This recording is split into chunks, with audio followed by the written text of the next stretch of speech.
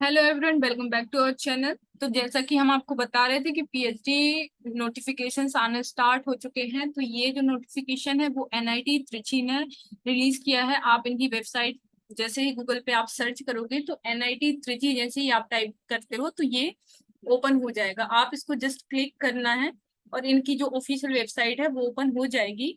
Then when you will click on PhD admission January 2024 session, just you will click on this notification. तो इस type का interface आपको दिख जाएगा, right. तो यहाँ पे आप देख सकते हैं ये जो नोटिफिकेशन है, ये जो इंटरफेस है, ये क्या बता रहा है। ये पीएचडी एडमिशन जनवरी के लिए जो एडमिशन स्टार्ट होंगे उसके लिए ये नोटिफिकेशन शो कर रहा है, राइट।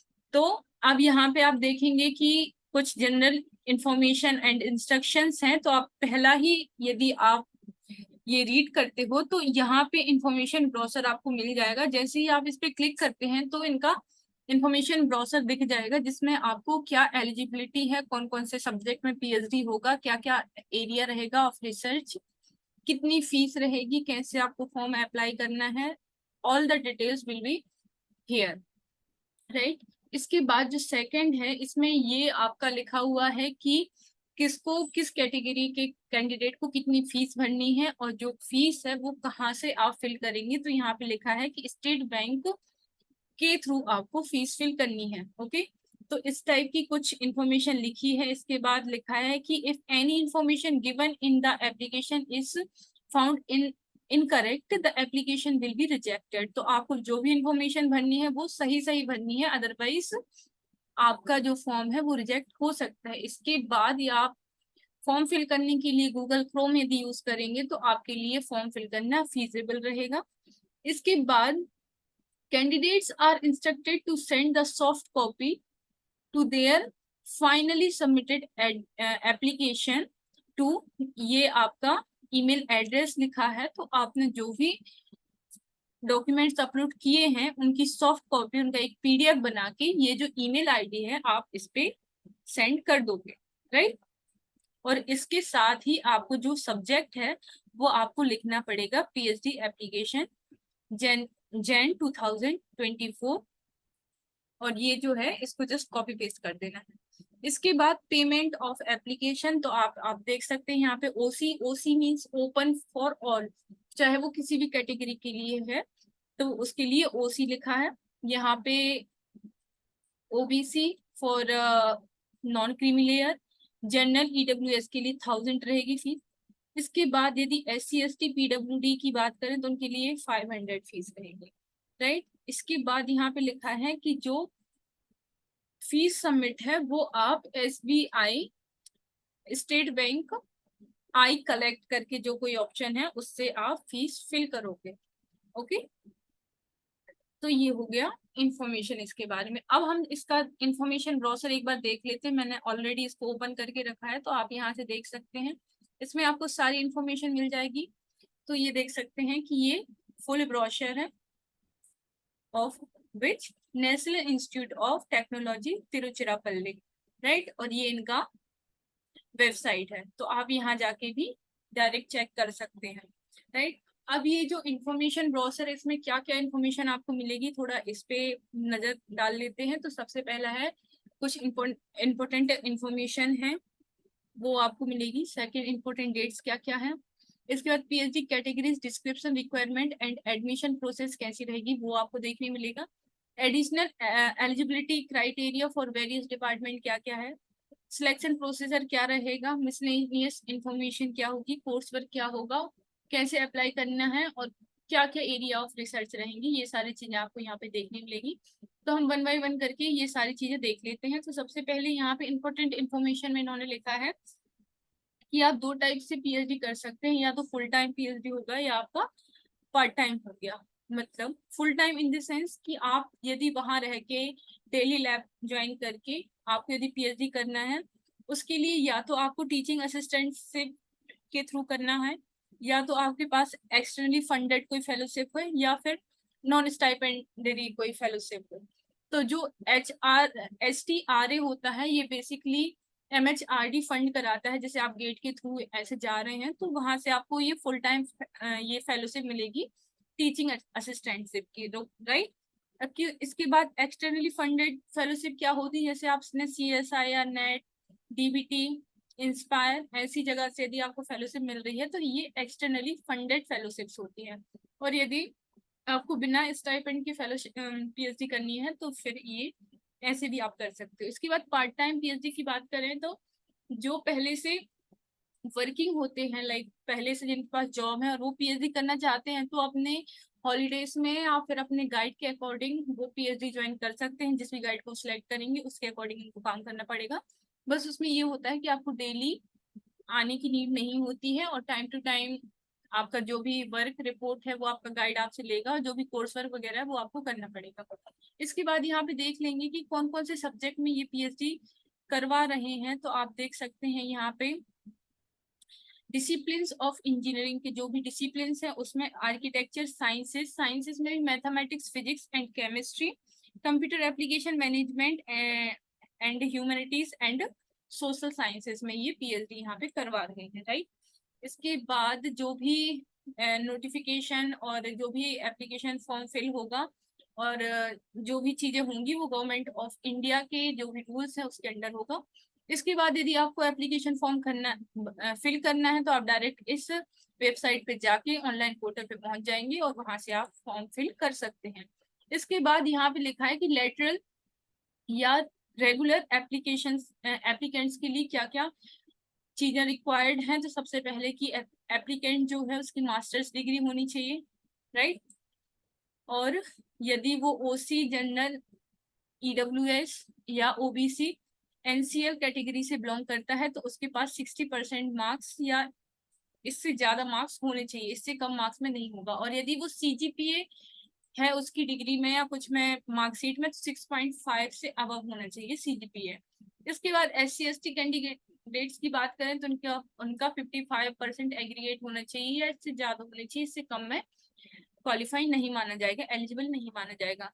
इसके बाद गेट क्वालिफाइड होना चाहिए या फिर कोई नेशनल एग्जाम, नेशनल लेवल का कोई टेस्ट है उसका स्कोर कार्ड आपके पास होना चाहिए, राइट।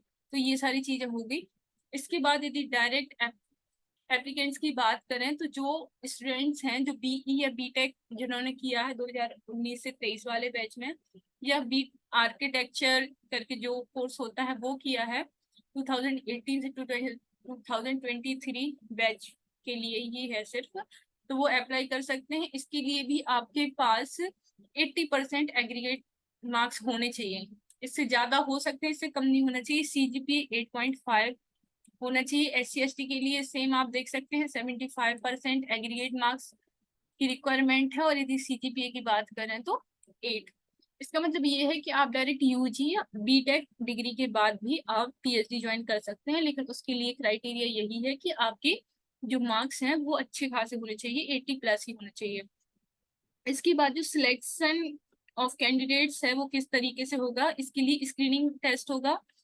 सबसे पहले आपको सिलेक्ट किया जाएगा आपके मार्क्स के बेसिस पे, उसके बाद आपका रिटन टेस्ट कराया जाएगा और उसके बाद इंटरव्यू होगा। तो इस ऐसे 3 स्टेजेस में आपका सिलेक्शन किया जाएगा। तो ऐसी कुछ इन्फॉर्मेशन है, ये सारी चीजें आप पढ़ लेंगे। इसके बाद जो भी आप, और यहाँ पे ये चीज भी मेंशन की गई है कि unlimited hostel accommodation is available है। तो यदि आपका सिलेक्शन होता है तो हो सकता है कि आपको हॉस्टल अवेलेबल हो जाएगा। इसके बाद आपको कौन कौन से डॉक्यूमेंट्स सबमिट करने होंगे during your form filling and यदि आपका सिलेक्शन भी होता है तो डॉक्यूमेंट वेरिफिकेशन के लिए भी आपको 10th-12th की मार्कशीट चाहिए होगी, पासपोर्ट साइज फोटोग्राफ चाहिए होंगे, सिग्नेचर चाहिए होंगे, मार्कशीट ऑफ लास्ट सेमेस्टर और कंसोलिडेटेड मार्कशीट होनी चाहिए आपके पास क्वालिफाइंग डिग्री की। इसके बाद आपका कैटेगरी सर्टिफिकेट लगेगा यदि आप किसी कैटेगरी से बिलोंग करते हैं। यदि आप EWS कैटेगरी से बिलोंग करते हैं तो उसका भी सर्टिफिकेट आपको लगेगा। इसके बाद PWD से बिलोंग करते हैं तो ये सारे जो भी कैटेगरी से या जिस भी आप उससे एरिया से बिलोंग करते हैं तो उसका सर्टिफिकेट आपको देना पड़ेगा। इसके बाद यहाँ पे लिखा है कि स्टेटमेंट ऑफ पर्पस आपको देना पड़ेगा, SOP जिसको बोलते हैं। तो SOP के रिगार्डिंग हमने कुछ वीडियो ऑलरेडी अपलोड करके रखे हैं, तो आप वहां से देख सकते हैं कि आपको अपना रिसर्च प्रपोजल या स्टेटमेंट ऑफ पर्पस क्या लिखना है, मतलब कैसे लिखना है, क्या लिखना है, वो तो आपके ऊपर डिपेंड करना है कैसे लिखना है, ये आप देख सकते हैं। इसके बाद एटलीस्ट 2 रिकमेंडेशन लेटर होने चाहिए। तो आपने जहां से भी अपनी कॉलेज की डिग्री की है, आपने अपना यूजी या पीजी किया है, तो आपको वहां से रिकमेंडेशन लेटर्स लेना होगा। ओके, तो ये सारी चीजें हो गई। उसके बाद रिजर्वेशन की यदि बात करें तो यहाँ पे कुछ कुछ कैटेगरीज के लिए रिजर्वेशन मेंशन किया गया है, तो आप वो अपने अकॉर्डिंग देख लेंगे। इसके बाद ये सारी चीजें हैं। तो अब हम डायरेक्ट नीचे जाते हैं, तो इम्पोर्टेंट डेट्स क्या है उसको थोड़ा जान लेते हैं। तो 27 से फॉर्म फिलिंग स्टार्ट हो चुकी है और 31 तक ये फॉर्म फिल किया जाएगा शाम को 5 बजे तक। तो आप कोशिश करो कि जल्दी से जल्दी आप ये फॉर्म वगैरह फिल कर दो, ताकि कोई भी सर्वर इश्यू के कारण ये रह ना जाए।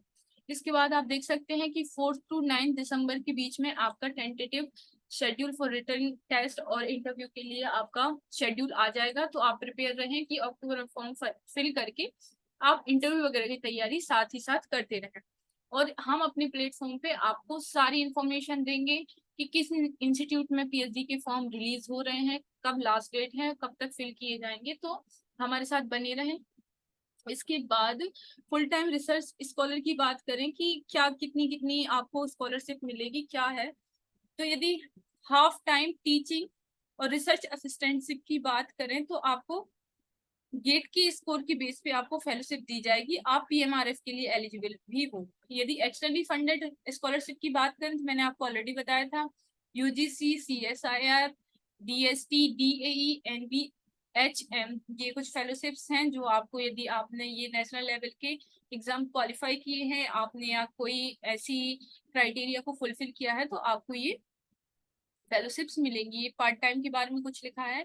एप्लीकेशन प्रोसेस के बारे में हम डिस्कस कर ही चुके हैं। इसके बाद मैं आपको बताती हूँ कि आपको स्टाइपेंड कितना मिलेगा, राइट। तो आपको जो स्टाइपेंड है स्टार्टिंग के 2 इयर्स में आपको मिलेगा 37,000, और इसके बाद जो लास्ट 3 इयर्स हैं वो उसमें आपको मिलेगा 42,000, राइट। तो यदि आप अपनी पीएचडी 5 साल में खत्म करते हैं तो 2 साल में आपको 37,000 मिलेगा, और लास्ट के 3 इयर्स में आपको 42,000 मिलेगा। यदि इसके पहले भी आप पीएचडी खत्म कर लिए तो अच्छा है, यदि इसके बाद तक आपकी पीएचडी चलती है 5 साल के बाद तक, तो आपको कोई भी असिस्टेंस प्रोवाइड नहीं कराई जाएगी। तो आप कोशिश करें कि जल्दी से जल्दी अपना पीएचडी खत्म कर लेंगे। इसके बाद यहाँ पे ये लिखा है कि कौन कौन से डिपार्टमेंट में कितनी वैकेंसीज हैं, तो आप अपने अकॉर्डिंग देख लेंगे इसको। और ये सारे जो भी हमने एब्रिविएशंस यूज किए हैं उनके फुल फॉर्म लिखे हैं, तो आप ताकि कंफ्यूज ना हो, तो ये सारी चीजें यहाँ पे मेंशन की हैं। ओके, तो अब हम थोड़ा सा आगे चलते हैं। यदि कोई इम्पोर्टेंट कुछ होगा तो मैं आपको बताऊंगी। ये सारी चीजें आपको फॉर्म फिल करने के पहले अच्छे से रीड कर लेनी है, ताकि कोई भी कोई भी कंफ्यूजन ना रहे। इसके बाद देखिए अलग अलग डिपार्टमेंट का क्राइटेरिया और एलिजिबिलिटी क्राइटेरिया अलग अलग है, तो आप अपने अकॉर्डिंग देखेंगे। यदि आप केमिकल इंजीनियरिंग से बिलोंग करते हैं तो आपके पास बीई या बीटेक में 80% मार्क्स होने चाहिए, यदि आप डायरेक्ट उसके बाद पीएचडी करना चाहते हो, जैसे कि मैंने आपको बताया था। और यदि आप मास्टर्स के बाद पीएचडी करना चाहते हो तो आपके पास 60% एग्रीगेट मार्क्स होने चाहिए। तो ये ऐसी ऐसी कुछ इन्फॉर्मेशन है यहाँ पे लिखा है। वैसे ब्रॉडली हम डिस्कस कर चुके हैं, लेकिन फिर भी आप एक बार इसको पढ़ लेंगे, राइट। इसके बाद आप देखेंगे ये सारी चीजें हैं, ये मैं पहले ही आपको बता चुकी हूँ। सिलेक्शन प्रोसीजर क्या होगा, वही जैसे कि मैंने आपको बताया कि पहले आपके पास कोई मेल या कोई ऑफर लेटर आएगा फॉर इंटरव्यू और रिटन एग्जाम। वहां जाके यदि आपका सिलेक्शन होता है तो फिर वो आपको मेल करेंगे, राइट। तो इस तरीके से आपको देखना है। प्लेस ऑफ वर्क तो वही है रिसर्च वर्क की, आपको अपने सुपरवाइजर या को सुपरवाइजर के अंडर काम करना है। कोर्स वर्क होगा आपका 1 ईयर का कोर्स वर्क होता है, तो ये सब आपको वहां पे बताया जाएगा जब आपका एडमिशन हो जाएगा। लेकिन इसके पहले भी ये ब्राउजर है, आप इनकी ऑफिशियल वेबसाइट पे जाके इस ब्राउजर को डाउनलोड करो और अच्छे से रीड करो, उसके बाद ही फॉर्म फिल करना है, राइट। इसके बाद हम देखते हैं कि हाउ टू अप्लाई, अप्लाई कैसे करना है। तो आपको पहले ही मैंने बताया था कि इस वेबसाइट जो आप यहाँ पे लिंक दी गई है, इसको जस्ट क्लिक करेंगे और इनकी वेबसाइट पे आप पहुंच जाएंगे। वहां से यहाँ पे लिखा हुआ है कि जो भी फॉर्म फिल होगा वो ऑनलाइन ही होगा। यदि आप आगे डॉक्यूमेंट वेरिफिकेशन वगैरह कुछ भी होता है तब ही आपको हार्ड कॉपी लेके जानी है।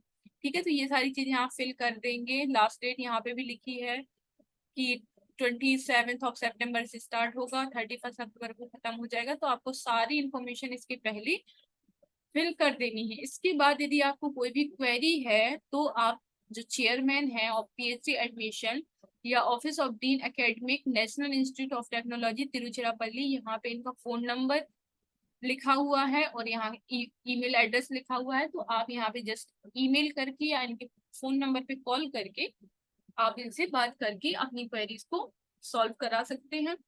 कोशिश करें कि ईमेल करें ताकि जल्दी से जल्दी आपको रिप्लाई मिल जाए। कई बार कॉल करते हैं तो कॉल बैक नहीं होता। इसके बाद यहाँ पे देखिए एरिया ऑफ रिसर्च, यहाँ पे लिखा हुआ है कि किस किस एरिया में रिसर्च चल रही है। जैसे यदि आप केमिस्ट्री की बात करें तो यहाँ पे organic chemistry, inorganic chemistry, physical chemistry and analytical chemistry, in 4 areas में रिसर्च चल रहा है। तो पहले आप अपने गाइड को सिलेक्ट करेंगे कि आप पहले आप सिलेक्ट करेंगे कि आपको किस फील्ड में काम करना है, उसके बाद आप सिलेक्ट करेंगे कि किसके अंडर काम करना है, उसका काम कैसा है, उस तरीके से आप आगे बढ़ेंगे, राइट।